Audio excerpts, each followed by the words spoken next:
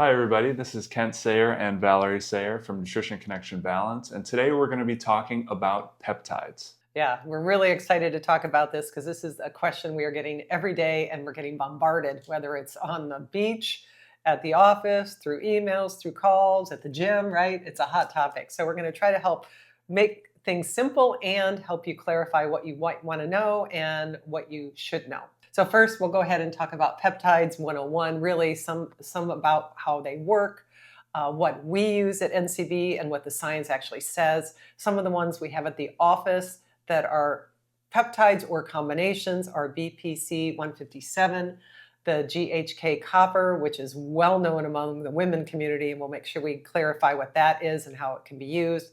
Thymosin, Pepti Sleep, as well as Pepti Strong, and more. And so then we'll go into a little bit of how they are and what they are. So, what are peptides? Peptides are short chains of amino acids. You probably know amino acids. Amino acids are the building blocks of protein. Proteins are usually much longer chains of amino acids, like a complete protein. So peptides are much shorter chains of amino acids. And they can act as hormones. They can send biological messages in the body. They can send metabolic signals. And some really exciting stuff is that they can send growth and repair signals too. So different peptides have very different functions. I'm sure a lot of you already know something about peptides and you've heard about it because they aren't new. We certainly have known for a long time about insulin, and it's saved a lot of lives with the type 1 diabetics. So it's very important, and it's important to a lot of metabolic functioning and a breakdown of glucose and how fat gets formed in our body, whether it's high fat or low fat. Glucagon, GLP-1s, and the GLP-1s we've talked about in 2 other lectures. I would go back to our YouTube video. We have one called Beyond Weight that goes into it in much more detail, but we know there's a lot of new GLPs, orally, injections, and so on, and there's different kinds. Probably the newest thing, I was just in Washington, D.C. last month, and we were talking about the new peptides coming. Retatrutide is one that has a multi-agonist that works with 3 different areas, a GLP, a GIP, and glucagon, and that looks really promising. It is not available yet. I know people are getting it from the internet, but we'll talk about why I would not recommend that yet. The word peptide alone tells us very little about whether something works. So we want to remember that each peptide really should be studied individually, and then there are ways to use protein and peptides in combination with herbs that we're going to talk about that can be very effective for your health. So, how do peptides work? Think of peptides as sending a biological message. So a peptide binds to a receptor, which affects a pathway and demands a certain response. A peptide tells your body to do something, and then your body uses the resources it gets from food or otherwise to actually do that thing. And the effects that can happen depend on which peptide you're using, the target pathway and receptor, the amount of that peptide you're taking, the delivery method, whether that's an injectable or oral or otherwise, the stability of the peptide, so the quality of the product, and your individual biology. There's a couple different forms of delivery that's pretty common. You've probably heard of the injectable form. There's also a topical form, like in a cream or a gel. There's also an oral form, like capsules. So 3 things to ask before using a peptide. Which peptide are you using? What's the form? What's the dose, and what's the outcome that peptide is going to help you achieve. So not all peptide research is equal. There's different tiers, if you will, of the strength of evidence that a peptide can have backing it. The strongest evidence are going to be the ones that the FDA has approved to use as medications, because those have clinical evidence in humans. Many peptides are at the very beginning of getting some clinical human evidence, so they're just starting human trials or they have a couple already in the bank. So we have lots of really exciting animal research, and then we also have some clinical experience, whether it's from us or other practitioners who have used these products in their patients and they've seen specific outcomes. And so we want to make sure we update you on the newest peptide information because we know that the FDA had just a meeting on July 23rd and 24th of this year, and they recommended for potential inclusion in a 503A compounding pharmacy for BPC 157, KPV, TB 500, MOTS-C, Epitalon, and CMAX. Now, it's important they did not say it has FDA approval yet. It has an advisory committee recommending, which we'll see if that happens. This does not mean that the peptides are ready available yet in these injectable forms. and the compounding drugs are not FDA approved drugs yet. So, and often it takes anywhere from 6 to 12 months or more for something like this to come through. So we know there's a lot of things coming up, and that's good, but we do not have full FDA approval yet, especially for a lot of the injectable types yet. So please beware. Now that we've explained a little bit about what peptides are, we're going to talk about some of the peptides that we carry and some of them that we've used with our patients at NCB. The first being BPC 157. So BPC stands for Body Protective Compound. It's really promising when it comes to GI issues, and it can be really helpful in initiating repair for tendons, ligaments, and muscle tissue. This is one of those that has really extensive animal research, and the human research is ongoing and just getting started, so that's really promising as well. At NCB, we carry this in the oral form, which is just a capsule. All right, the one we're going to talk about that I think is very exciting is the GHK copper. CU stands for copper. It's a copper peptide, and it really has some pretty good research in skin remodeling, collagen-related pathways, tissue repair, scalp health, and hair follicle biology. It's topical. And so you actually want to put it on your scalp. I put it on like through my scalp through here at night, and then I take a little bit and put it all over my face. It's kind of known as the glow peptide in a lot of around a lot of women and dermatologists and beauty centers, and I absolutely think it's wonderful. I have definitely seen a difference using it with patients. I feel like that it's very safe, and I don't have a lot of concerns about it. And this is where one topical's better. It's a liquid. So they actually find injectable does not work very well so far in research. So you do want to put it on topically. It has a longer research history than many wellness peptides. It's very interesting skin and tissue research, especially skin in particular. And the hair loss evidence remains limited. So we want to make sure we do understand that. So it's nice when you can use something that is for beauty, but doesn't have any real health concerns that I've seen, that is pretty easy to do. So I really like this one. Another one we carry is thymosin and the related peptides. And it's really interesting with tissue repair, wound healing, immune signaling, and ocular surface issues, and any kind of recovery. I have used it quite a bit when people have surgeries, whether hip replacement, knee replacement, surgeries that are elective.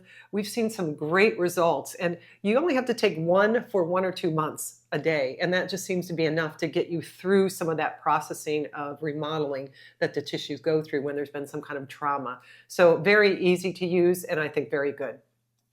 Another one that I've used myself and I think is really exciting is the PeptiSleep, called Sleepgevity. So this peptide has some additional beneficial ingredients, but it mainly acts on the tryptophan pathway, which is how it directly can impact sleep. Tryptophan is in the same pathway that becomes a building block for serotonin and also melatonin. So that's how this one can help with sleep. It's really interesting for sleep quality, falling asleep, staying asleep, helping with recovery and supporting moods because it directly connects to serotonin as well. I've noticed an improvement in my own sleep quality, but I've also noticed some changes in neurotransmitter-related markers when it comes to tryptophan and the surrounding pathway. Yeah, it's been really nice to see something objective, hasn't it, besides testimonial, how we felt or patients have felt, to actually see the markers change in a test that you do at the office. Yeah. All right, another really great one is called Pepti Strong, and it has Pepti Pump, and those are 2 of the peptides in there, and it's called a longevity formula. And we've known about these for a little bit now, for a few years. One comes from a fava bean and another comes from a lentil, and they are derived bioactive peptides. And the interest is in strength, muscle endurance, exercise recovery, and it seems to be especially helpful for people that are older, 40s and above, and especially if they're exercising. I've had some great results in adrenal results where we see their adrenals, DHA and cortisol, stabilize a little better, and also where we've seen a little bit better results in less body fat, as well as when we look at other markers that we're looking at over 6 months to a year. So the longevity formula is really great. You take 2 to 4 a day, again, depending on your age or how much you're exercising.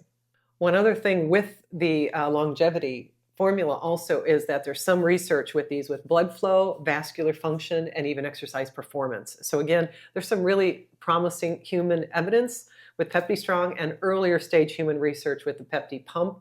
But I've seen it because there's also, again, some other ingredients in there that I've used for many, many years as a clinician, actually over 30 years, that I think are also helping with these two particular peptides. So again, we're very careful what we use, and it's very exciting. So there are things that we can use that will add on to the benefits that you could get with your lifestyle and nutrition changes. Speaking of nutrition, nutrition is one of those foundational things that starts before you want to get to peptides. Meaning everyone has to eat. It's something we all are going to have to do for the rest of our lives, so we got to make sure we get it right. And remember, peptides are made of small chains of amino acids. We also need to make sure we get enough dietary support, protein, fiber, etc., to make sure our body can actually carry out these things that the peptides are signaling. If you want help dialing in your nutrition, whether it's for a specific weight loss goal, putting on muscle mass, or just for general health, I do offer one-on-one nutrition coaching at around 50 minutes per session. It's all virtual, and you can find the link below. Some other components that we consider foundational are omega-3s, vitamin D, and the Juice Plus. So these are things that we consider taking first before you get to peptides because they're huge bang for your buck and they're very well researched. Omega-3s and vitamin D have tons of research in improving cardiovascular health, reducing cardiovascular risk, brain and cognitive health, and reducing neurodegenerative risk, and also in supporting immune system function. Juice Plus is one of the other foundational things we consider part of the package that you should have in addition to your nutrition and your lifestyle. And the reason is I've used it clinically for 24 years. There's over 40 peer-reviewed human evidence studies showing that these fruits and vegetables have a nice blend and synergy of different phytonutrients. And they specifically affect each different organ system that could help prevent disease. And as we're talking about this nutrition and foundation, remember the things that are going to affect your health or hurt you in the long run are not going to be most likely peptides or those extra advantages. It's things like cardiovascular health or heart attack or stroke or diabetes or an autoimmune condition or cancer. So remember, we want those big daddy foundational things first. Foundational things are very important to your health. We really want long-term, good quality health.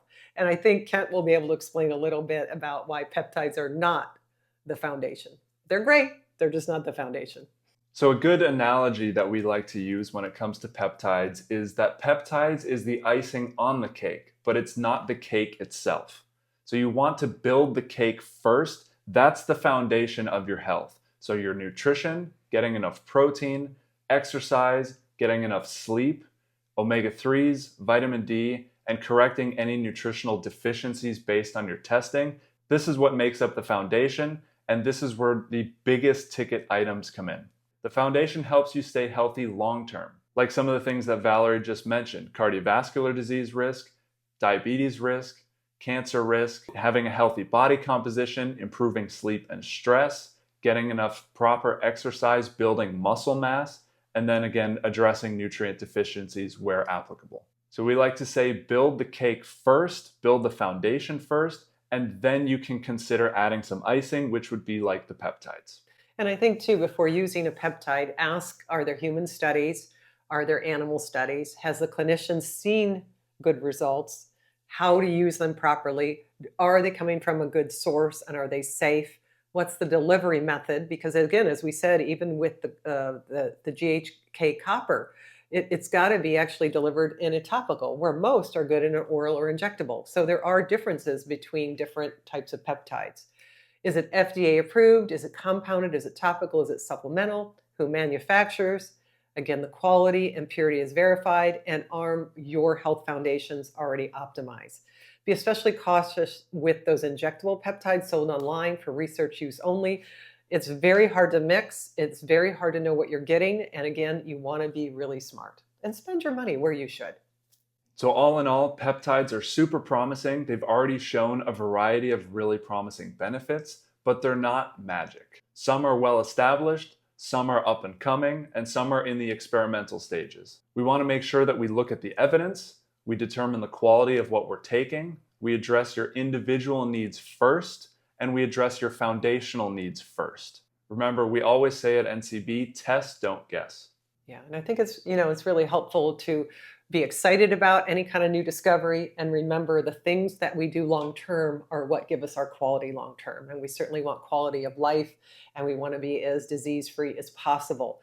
And so don't forget those lifestyle habits. We have a lot of resources on our website, nutritionconnectionbalance.com. We have a YouTube channel, Instagram, Facebook. We do tons of free things that you can keep learning so that you've got some good evidence-based items. And we're excited about peptides. And there are some like the GLPs that are very well established, but you have to use them right. And then if you decide to go off them, we want to help you also step down and do that properly. So we wish you the best of health and we hope to see you soon.